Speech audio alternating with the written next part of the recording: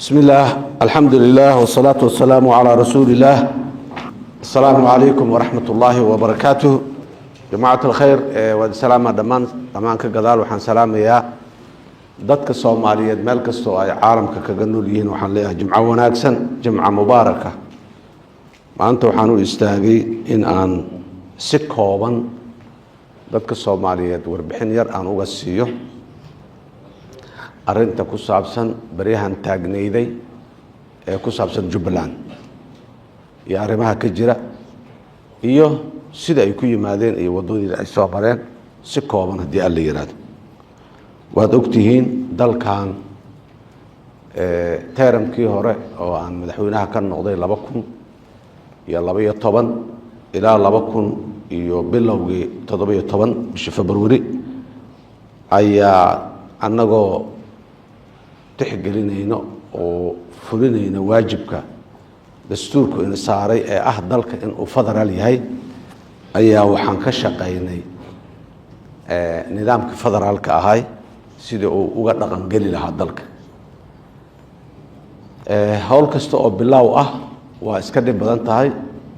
sidii aan anagu la sadayna jeclayn umaanaan bilaabin laakiin sidii duruufta iyo sidii laga fursan waayay ayaa lagu bilaabay muhiimaduna waxay ahayday hadafka ugu dambeeya in la gaaro oo dalku uu yeesho dawlad federaal yani maamul federaal ah sida dastuurka uu tilmaamayay sidii ayaanan fulinay muddadii taarmkeedun joognay dalka dhammaan ayadoo 2012 markaan imaanaynay dawlad goboleedka Puntland bas oo dalka ka jiray iyo Somaliland oo dabcan duruuf gaar ah ku sugnayd maalintan barnaamijkaas nimiday horaantii gabagabadii 2012 waa taan nimid bishii September oo 3 bilood October November December 2012 ka qabnay 13 12 aakhirkeedii baa waxaan ogaanay in uu socdo barnaamij looga hadlayo Jubbaland oo ka socdo magaalada Nairobi xaafadda Karen la yiraahdo barnaamijkaas dad badan oo Soomaaliyeed oo dhamaantood markaas sheeganayay in ay reer Jubbaland yihiin oo qabaa'ilka Jubbaland degan oo waan ogtiin Jubbaland waa Soomaaliya yar waay qabiil Soomaaliyeed oo aan deganayn ma jiro haba lagu kala badnaado oo lagu kala muxuu ahay weynaadeen lagu kala dhul weynaadeen meeshiyaan weydiinay safiirkeena markaas joogayaan u dirnaan dhan warbal meesha waxa ka socda soo ogo meesha maamulka lagu dhisayaa igadaana muxuu ahay yaa wada waa oo fududeynaysa marka dadkiina waa la hadalnay safiirkan u dirnay igadiina waa la hadalnay waxaan dhahnay Soomaaliya taladeeda waayihii ku meel gaarka ahayd oo banaanka looga tashay jiray waa dhamaatay gudaha la keena talada dad badan oo marka dadkii talada meesha ku hayay ahaa arintaas kuma qanacsaneen raalina kama ahayn laakiin dadka in badan oo kamida oo arintaas ku qanacday iyo in kale oo ay kamid ahayd igad oo aan dawladda Soomaaliya warkeeda dhinac mari weyday ayaa sabab u noqday in la soo qaado intay yimaadeen inta soo yimaadeen ma fiicnayn inta waxaan dhahnay war aan tashanno waxa la sameeyay ee shuruucda nidaamka wixii dalka ka jira sida ay ogol yihiin aan u meel marino adigu dadkii waa un la isla booqay dadku waa kala jabeen inaan kala jibino anagoo diidayna waxaan ka codsanay dhamaantood in israacaan Kismaayo ay tagaan Kismaayo ay tageen Kismaayo process ka si fiican yani dabcan duruufaha Soomaaliya process kasto siyaasadeed oo la bilaabo iyo sida caadiga caalamka oo dhan process kasto siyaasadeed tabasha ka jirto Jubbaland sidaas ay ku sameysantay nidaamkii sameysmay waxa madax u noqday Ahmed Maxamed Islaam Ahmed war wuxuu waa ka khaldan yihiin sidaan laga daayo yaan dhahnay doorashadu ilaa war meesha xoogaa doorashaha loo ekaysiyo oo hataa hadayna mid dhaba noqon karin dad kula tartama iyo waxa la sameeyay iyo waxba la yiri waxba uu muxuu ahay sidii la rabay aanan u dhicin inay noo yimaadaan waa diideen inaan u tagnana waa diideen waa daba kacnay waa dad badan u dir Soomaali u dir ajnabi u dir cid walba u dir waa ka quusan waa diideen markii dambe nimankii igadaha ugu soo noqdo waxay dhaheen haddaan idinla fududayna ka warramowa kumaanaan qanacsanayn laakiin huriwaaytay ahaydayo waddo kalaan weynay waa aqbalnay dibaddaan ku shirnay wafdiyaan dowladdu magacaawday iyo isaga axmed iyo tiimkiisii heshiisaa la soo gaaray siday wax u dhaceen iyo doorashadii meesha dhacday inaanay sax ahayn doorasho sharciyad leh oo madaxweyne lagu noqdana aanay ahayn ee la sameeyo muddo kumeel gaaroo lagu qabanqaabiyo doorashadii 2 sano kumeel gaaraha la sameeyo oo lagu qabanqaabiyo doorasho inay meesha ka dhacdo axmedna madaxweyne ma ihid hogaamiyaha hadda jooga meesha maadaama si ciidama iyo si maxuu ku raayay shabaabna uu arada dhibayay hogaamiyaha tahay hogaamiyaha Jubbaland 2 sano kumeel gaar ah doorasho in lagu qabto 2 sano gudaheed maamulka Jubbaland sidaa lagu dhiso markii dad badan oo si loo wada galgalay runtii waa isbedelay waa soo degay inuu dawladdiisa wax la qabsado sharciyadu ay dawladda ka soo jirto uu ku qancay waan ka gan heshiiska aan galnay waa qoran yahay wuu yaalaa waxyaabaha ku qoran waxaa ka mid ah 2 sano kumeel gaar ah doorashada lagu gaarsiinayo deegaanka waxaa ka mid ah magaciisu inuu hogaamiye yahay oo aanu madaxweyne ahayn waxaa ka mid ahayd dekadda iyo airportka dawladda federaalka ah inay leedahay oo ay ayadu maamulayso iyo wax la mid ah muddo markaan joognay oo axmed yimiday markii dab isfahamnay oo loo yimiday oo annaga xagga aan tagnay oo isu soconay markii dab codsi noo la yimiday wuxuu meesha dakhli ma leh dekadda in la siiyaa raba oo aan ka dhigano nolol magaalada Kismaayo kaligeedaan nahay meelo kale wax nagama soo galaan dekadda hana la siiyo dekadaan u ogolaanaa dhaana airportkan hal igu daro ayadana qaadan dhah dakhligana markaa perspective-ka laga hadlay sidaas ayaa airportka iyo dekadda yaan ugu wareejinay aan u siinaa dhahnay magacaabo dadkaaga samayso wixii ka soo baxana qaado ku noolow waxyaabaha aan ku negotiate garaynay oo aan uga tagnay berigaas waxaa ka mid ahayday lacagta qaada adiga laakiin maamulka dawladda dhexe haynayso waxa meesha yaal lacag leh wax kaloo la maamulaya ma jiraan waana isku qabqabsanaynaa khilaafna waa ka imaanayaaye hana loo daayo dhah waa u deyna maadaama dekadihii kaleba markaa aanaan dawladda federaalka gacanta ugu jirin maraan la wada baadi goobi doonaa la soo noqon doonaaye ayagana loo daayo Jubbaland sidaasaa ugu deyna sidaasay ku soo dhammaatay taarikii dabaa yimiday doorashaa la qabtay axmed waa la doortay baarlamaankii la sameeyey dacwaa laga qabay kan dacwaa laga qabay annaguna waqtigeena dowlad goboleedyadii kalaan sameynaynaan dhisaynay dacwo iyo buuq iyo wax kaloo hadda hor le kamaanaan bixin doorashadii la qabtayna waa ku aqbalnay sidaasay Jubbaland ku jirsatay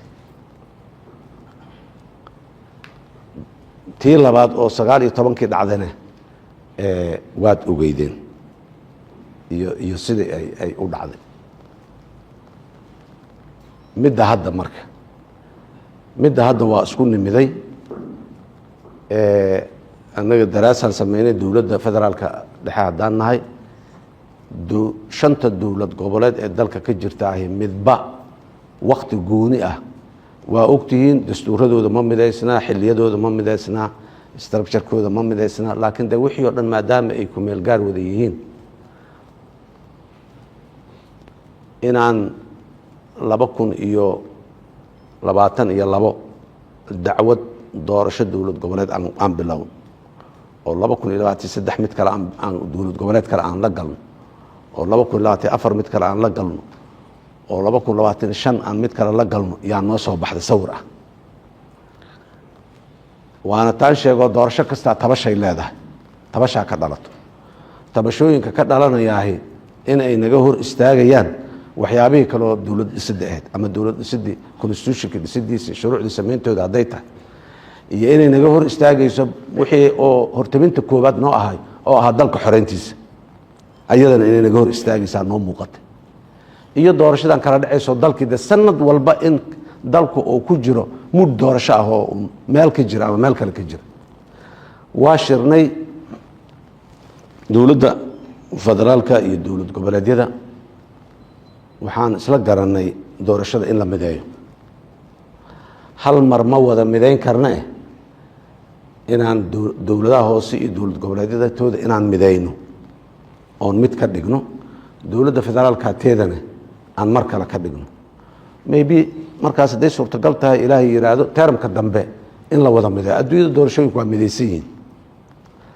10 saacadood oo hal maalin ama 12 saacadood oo hal maalin ah doorashada dhan ku dhacdaa munishibiyo dowladaha hoose hadday tahay degmo hadday tahay dowlad goboleed hadday tahay iyo hay-adaheeda kala duwan oo dhan subaxii hal saac doorasho bilaabato oo maqribkii ama 5 galabnimo ama 6 galabnimo dhamaata lagu doortaa sanaaduuqa la saddex dhinac dhigaa kala kalar ah warqado kala kalar ah lagu kala ridaa waa ku dhamaata adduunyada dhamaa sida ku codayso malaayiin dad ah ay codaynayaan meeshaas higsiga aan gaari doonay ahayd laakiin hadda bal termkan aan laba qaybood aan ka dhigno kuwana aan midayno taasna aan mar kale ka dhigno political understanding isfaham siyaasadeed oo looga dan leeyahay intaasay ahayd ma ahayn isfaham siyaasadeed oo qolo ama lagu dhiirigelinayo ama lagu waxaynayo waanad ogtihiin doorashooyinkii dowlad goboleedyada ugu dambeeyay soo maray mid aanan dhiig ku daadan oo aan la isku dilin ma jirin siday sababtu waxay doontaa ha ahaato intaasna ahayd intaan ka cararaynay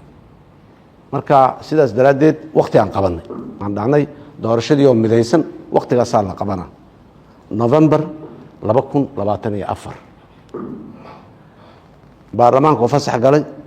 ciid iyo ramadaan iyo xaj iyo adduunyada soo kala gagashay duruufo kaloo yimiday shuruucdii loo baahnaayo doorashada lagu qaban lahaa noo qabsoomi weyday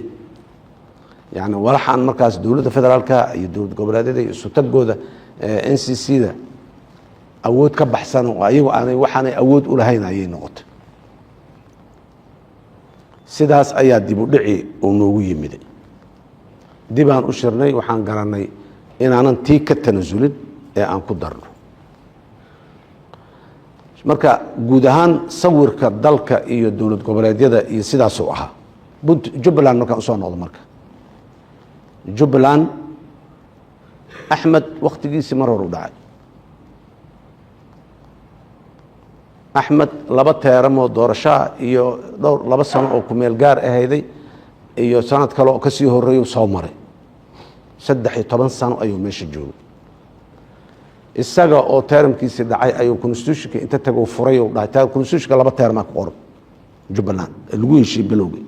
2 teeram madaxweynaha in la doorto oo la dooran karo tii 2019 oo buuqa ka jirayna nimankii mucaaradka ahaayo la tartamayo Kismaayo joogay heshiis oo la galay Axmed teeramkii ugu dambeeyay waa laga leexdo teeramkan kadib sharaxi maayo ayadana heshiis labaad ah constitutionka furay isaga oo muddadii annagu aan sameynay aan dhahnay waxbaan ku gaaraynaa oo mandate-kii ugu dhacayday ay soo ku jira la xajeclay waxaan hayday dalkan mar forever indirect election kan direct election kan doorashada dadban ee weligeed ah jamhuuriyaddan saddexaad sidii loo aasaasay ilaa hadda doorasho dadban aan ku jirna 24 sano sanadkii 25aada yaa noo dhal raba goor baan ka bixinaa doorasho dadban maalin maalmaha kamida oo Soomaali kulligeed talaabo siyaasadeed oo la qaaday ay caleemo u wada luleysay miyaa jirtay Djibouti 1 iyo Djibouti 2 ka soo bilow ilaa maxaan ku yiraahdaa xamar wixii mugan u soo rarnay ka keen waa mid aan sheegayo doorasho mugay timaado tabasha jirayso mar walba qolaa tabasha qabto arta qolaa tabasha qabtay imbagaati qolaa tabasha qabtay 2012 inta mugay sugin qolaa tabasha qabtay maana walba qolaa tabasha qabto waana dhaqanka ay sunnada doorasho ay leedahay waa meel kasta joogtay sidaas daraaddeed 13 sano ayaa uu Axmed Jubbaland joogay teeram kale xaq uma lahayn dastuurka waa furiyay dagaalka maanaan gelin dastuurka maxaa u furtay mar walba waxaan diidaynay meeshaas aan u soconno wixii caqabad ku noqon kara ama ciriiri kara oo dhan wax loo midaysan yahay mar walba in la wada riixo oo qof tanasulaad laga sameeyo wixii la waxaynayo annagoo mar walba jecel dadka in la isku haayo oo barnaamijka Soomaali heshiisana wadna ku fikirina wadnay waxaan rabaa maanta Jubbaland bas aan ka hadlayaa Puntland ama wixii kale siyaasad oo jir maalin kale aan ka hadli doona 10 shir ay NCCD yeelatay 10 ka shir oo dhan waxa looga hadlayay waxay ahayday dawlad dhisidda shir kasta oo la yeesho laba warqadood ka soo bixisay warqad communique ah oo dadweynaha lagu gaarsiinayay wixii jiray iyo warqad heshiis siyaasadeed ah oo la wada saxiixay madaxweynaha dowladda goboleedyada saxiixeen dowladda federaalka ay saxiixday gobolka Banaadir uu saxiixay yaa ka soo bixisay taas oo ay ku caddahay waxa lagu heshiiyay waxaas oo loo rarayo ama loo rari doono dastuurka inay ku soo baxaan ilaa dastuurku waa heshiis siyaasadeed golahaasna waxaanu arkaynay dastuurkeena ku qoran tahay wixii contentious issues ama arrimaha oo adag ee siyaasadda dowladda federaalka iyo dowlad goboleedyada ka soo heshiinayo markay ka soo heshiiyaan baarlamaanka federaalka la geynaya baarlamaanka federaalka go'aanka ka dambeystaan iska leh arrinta qaab dhismeedka amniga dalka ayaan ka soo heshiinay garsoorka federaalka ah ayaan ka soo heshiinay maamulka iyo maareynta maaliyadda dalka ayaan ka soo heshiinay awoodda dowladda dhexe iyo awoodda dowlad goboleedku sida ay kala noqonayso yaa laga soo heshiiyo oo intaanu awoodoodna dowlad goboleedka iska leh intaana dowladda dhexe iska leh intaana meel dhexe taalaayo waa laga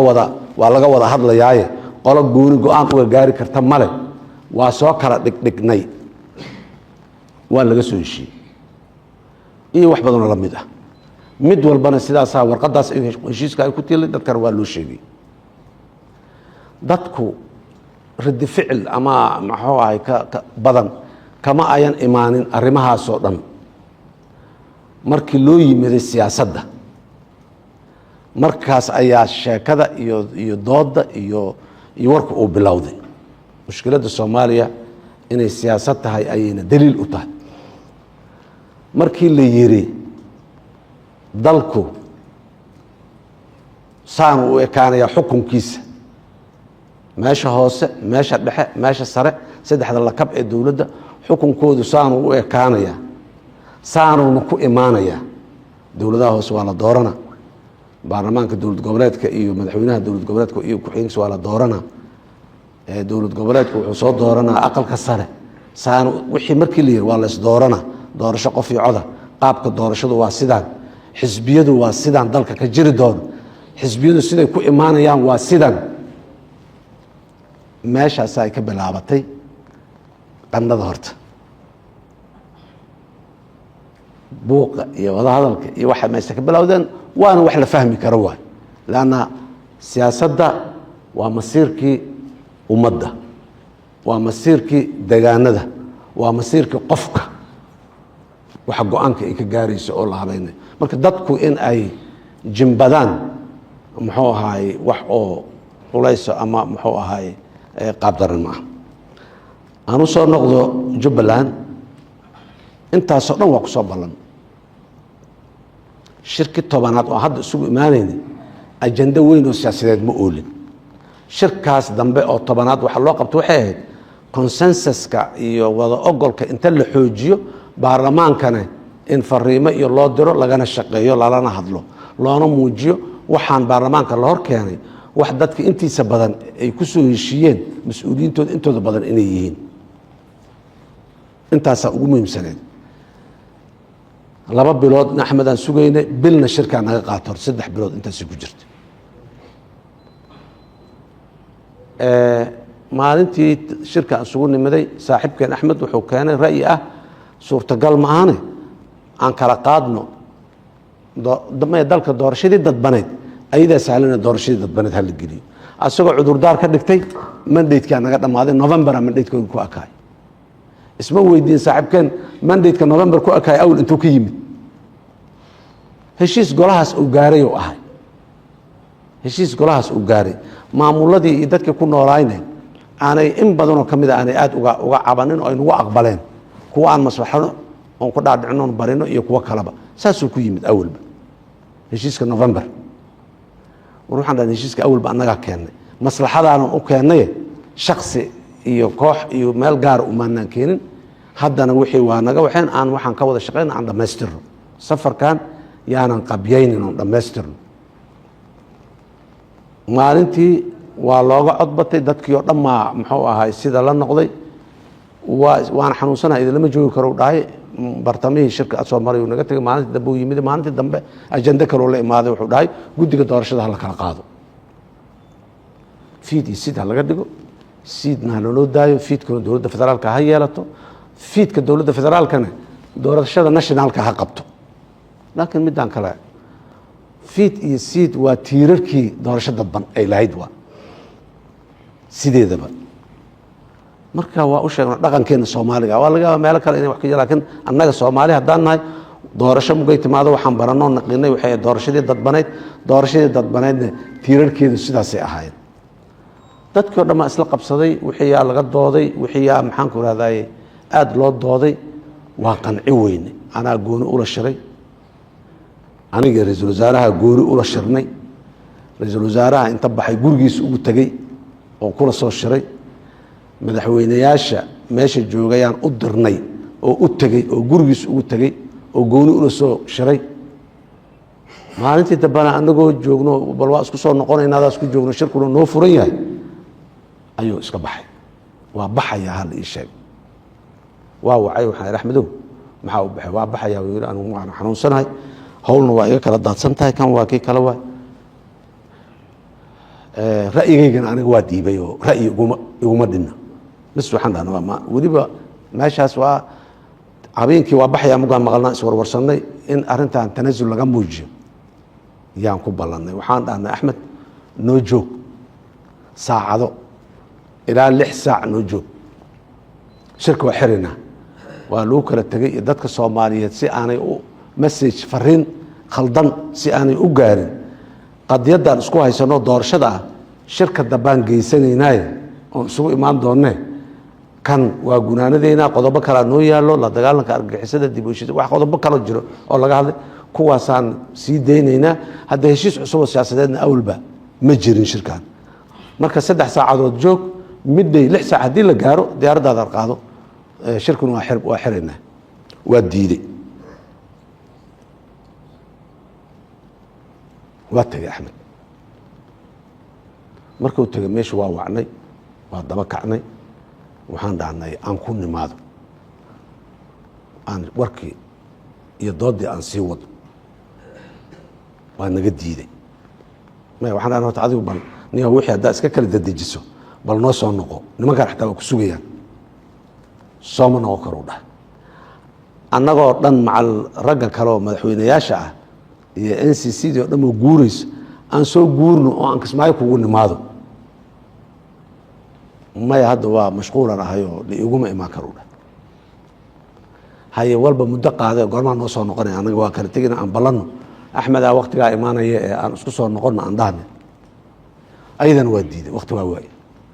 bal dib aan iska soo wici doonaa waa is arki doonaa waxayn doonaa war u kaadi war aan wada hadalna doorashada iyo waxa aad la ordayso noogu kaadi war guddiga aad dhisaysa iyo dadka waxaad u sheegayso jooji aan soo nimaado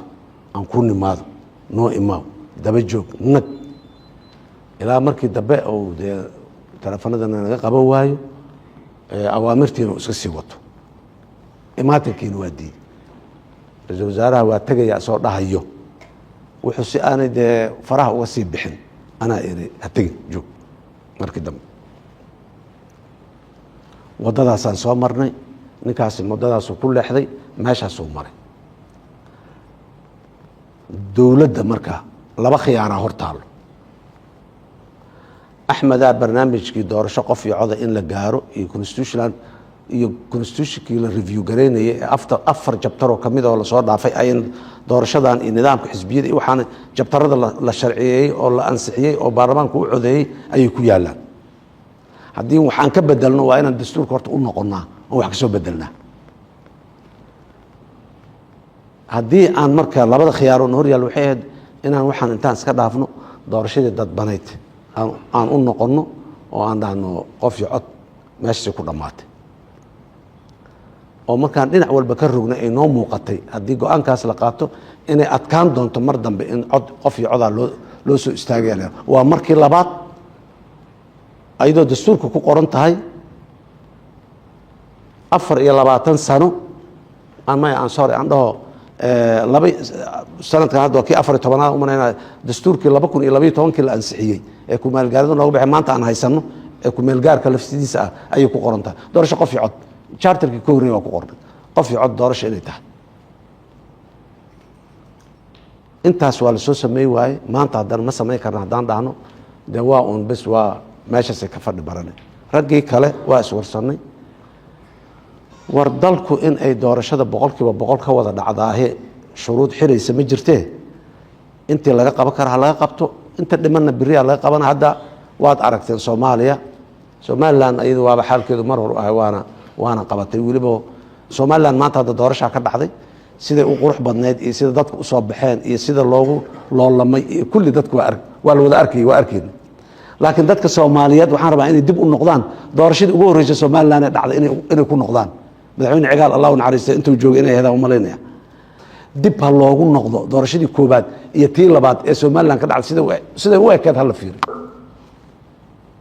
war wax kasto bilow ah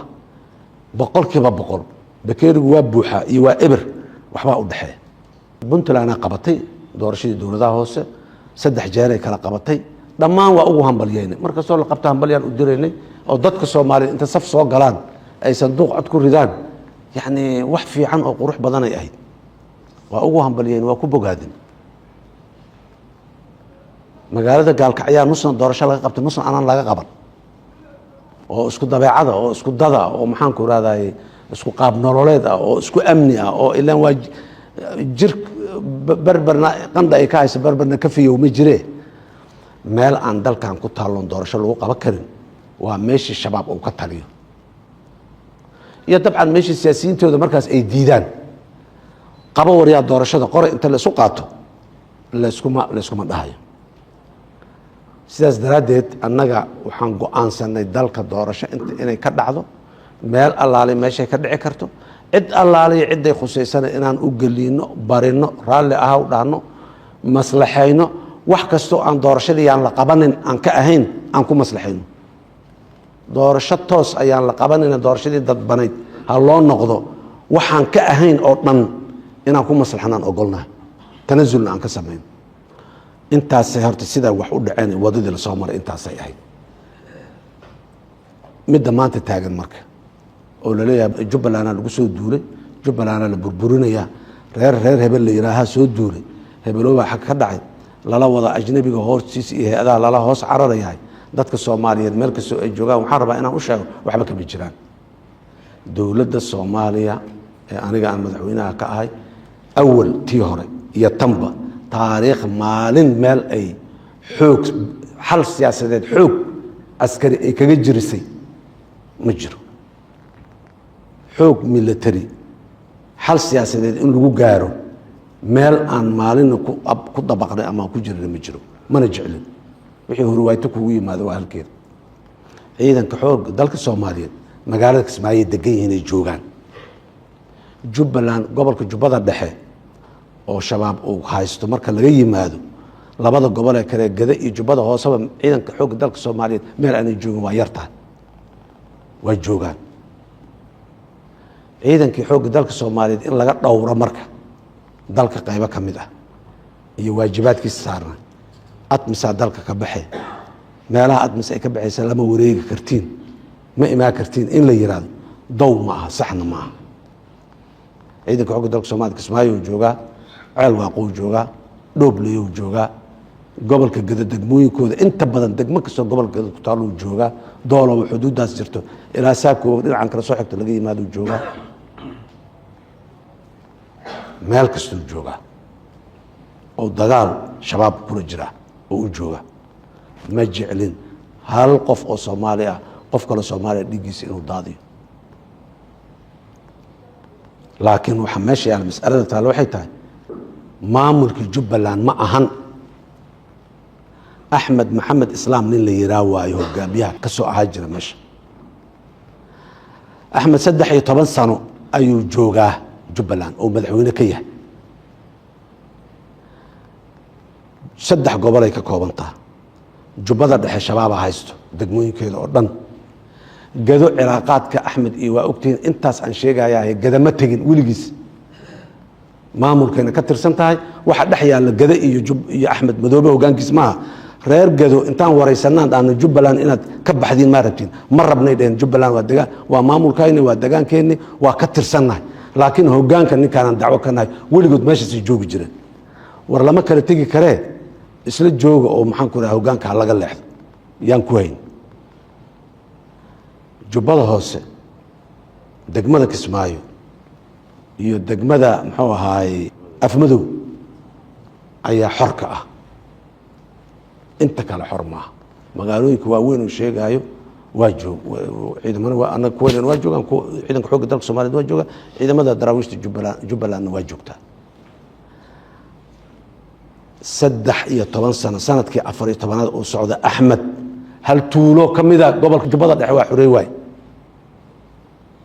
Kismaayo dhinacna ugama bixin intana uma bixin iskuma dayin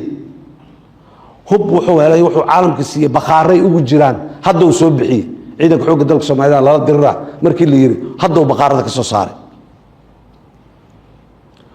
weligiis uma dhaqaaqin inuu dalka xoreeyo shabaab afka markuu kala qaadana waxaan u noolahay inaan shabaab xoreeyo waa kulan kaftamay Axmed oo shabaab u socotide goorba saaxiibadaadii hore iyo waxbaad ku leedahay meesha waxbaad oorisaana naga dhaafaan kula kaftami jirna maanta hubkii shabaab lagula diriri waaye ee meel ku xereysnay wiilasha ciidamada amniga ee Jubbaland ka tirsanayna waad aragteen markay hadlayaan siday u noolaayeen iyo siday u dhaqmaayeen iyo sida loola macaamilay Axmed 13 sano markuu joogo kadib 5 sano kale horle inuu sii joogo oo sharci aan ahayn oo 18 sano Jubbaland xukuma war maxaan 30 sano dadka isaga laynay oo dawladnimadeenu u duntay maxaan barqacad anagoo baawarka joogno waa la ka helay markii la yiri aan inta uga baxnay oo ka dhaqaaqnay oo kii iga horeeyay ka dhaqaaqay oo kii iga dambeeyay ka dhaqaaqay oo anigu aan diyaar u ah biri inaan ka dhaqaaqo waxa qiimahaas leh aan dawladnimada iyo nidaamka dalkan aan u socodsiinayni nin inuu yiraahdo aniga 18 sano iska joogay waxna qaban maayo walba haduu nin wax qabtay oo dalkii wax u qabtay oo xoreeyay oo maxaan ku raad adeeg u bixiyay oo waxay haduu yahay oo dadkii isku keenay oo dadkii reer Jubbaland mideeyay oo dad isku toosan oo haysto waxaan rabaa Axmed waa Axmed qabiil ma ah reer hebel ma ah shakhsi waay waxa uu sameynayana tala qabiil oo geed guni ku shirtay ka soo go'ay ma aha waa tala asigu istusiyay laga yeeli maayo mana soconayso mas'uulan ka nahay dalkan iyo dadka reer Jubbaland dadkan u dhaaranoon mas'uulka kan ay kamid yihiin colaad iyo xumaan lama rabno laakiin reer Jubbaland waxaan u sheegaynaa Axmed xusuusta wadadii la soo maray dib u eega wax qabadkiisii fiiriya wax tarkiisii fiiriya dhaqankiisii fiiriya 13 sano muddo yar ma aha shalay iyo daraad ma aha waa muddo dheer waay aaway dadka reer Jubbaland maanta ma midaysan yihiin ma is haystaan kulligood ma joogaan afarnimo saaxiibadiisoo meesha ku hayo oo aanan rabin hadda inaan ka hadalno muxuu ahay marka laga yimaado dadkii aaway qulubtoodii iyo midnimadoodii aaway xoreyntii dalka aaway dadkan shabaab ku habsaday 17 sano 18 sano dul habsado ku dul fadhiyo ma waanay xaq u lahayn in la abaabulo oo loo dhaqdhaqaaqo bariga aan dagaalka bilaabayna Axmed wuxuu aad uga soo horjeestay waxa la yiraahdo muxuu ahay macuusleyda community-ga dadka in la kiciyo shabaab lagu kiciyo diiday waxaan rabnaa marka Jubbaland waxa ka jira hadii aan soo koobo intaas waay ninkaas waa xuu noqday nin fooq qaanuun ah sharciga asiga oo wax ka saxiixo wax ka ogolaaday iska dhaaf mid kale oo hor u sii jiray iyo mid kale uu ka booday suurtagal ma aha dalka in Axmed rabitaankiisa in dalka loo furfuro oo dalka hadafkiisa siyaasadeed iyo horumarkiisa siyaasadeed oo gaari lahay oo caalamka kula tartami lahay dib loo wada waxay kaligiis suurtagal ma aha muddadii la soo dhaafay 8,000 oo askari in ku dhow oo atmis ah ayaa dalka ka baxday meelihii ay joogeen oo dhan dowladda federaalka ahaa la wareegtay hal meelaa ka jirto meel gacanta shabaab ku noqotay meel aad iyo aad u fog oo gurmadka iyo saadka iyo waxa aad iyo aad u dhib badan hal meelaa ka jirto inta kale dowladda federaalka dowladdu weli gacantay ku haysaa ayadoo dabcan la kaashanayso dowlad goboleedyada gacantay ku haysaa weli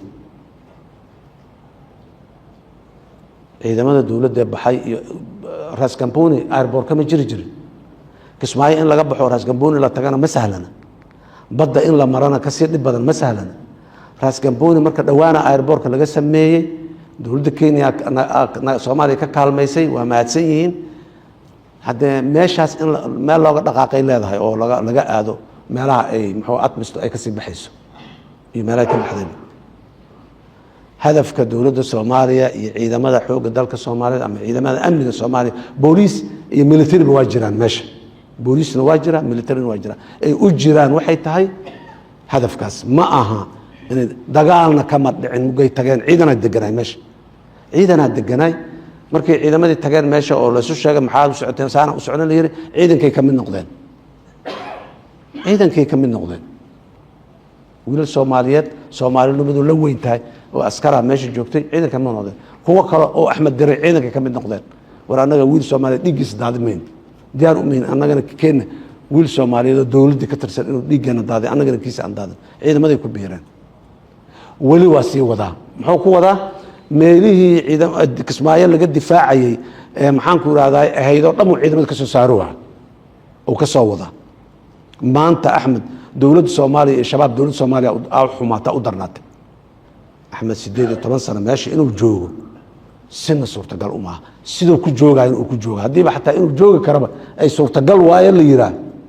sidaas ma aha sidii lagu joogay marna dalka intiisa kale waa nabad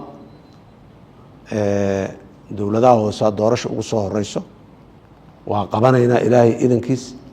ka bacdina muxuu ahaa wali mar walba saacadaas la joogo iyo maalintii noogu dambeysay inta ka dhaxle gogasha wada hadalka waa furan tahay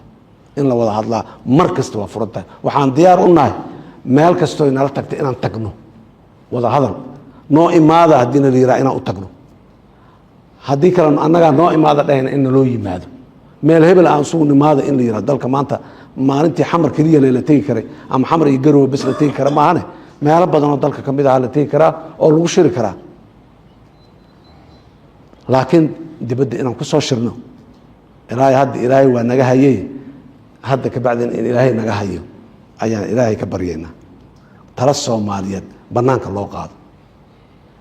tala siyaasadeed iyo heshiis siyaasadeed iska daay dib u eegistii dastuurka iyo dib u eegistii magaciisa yaan diidnay in dibadda loo qaado haddana tala siyaasadeed in dibadda loo qaado raalli ka mihin laakiin dalkan gudihiisa aniga geedkaas quraca oo meesha ku yaalaan fadhiya qofkii yira inaan ugu tagno anaga diyaar u ah si nabad iyo isfaham iyo walaaltinimadii maxaa aan wada leeyno u dalana loo gaaro dawladuna nooga hana qaado dadka Soomaaliyeed meel kastoo ay joogaan mar kale waxaan horeyna waa u ballan qaaday haddana aan ku sii adkaynayna dalku doorasho qof iyo codow aada loo diyaar garoobo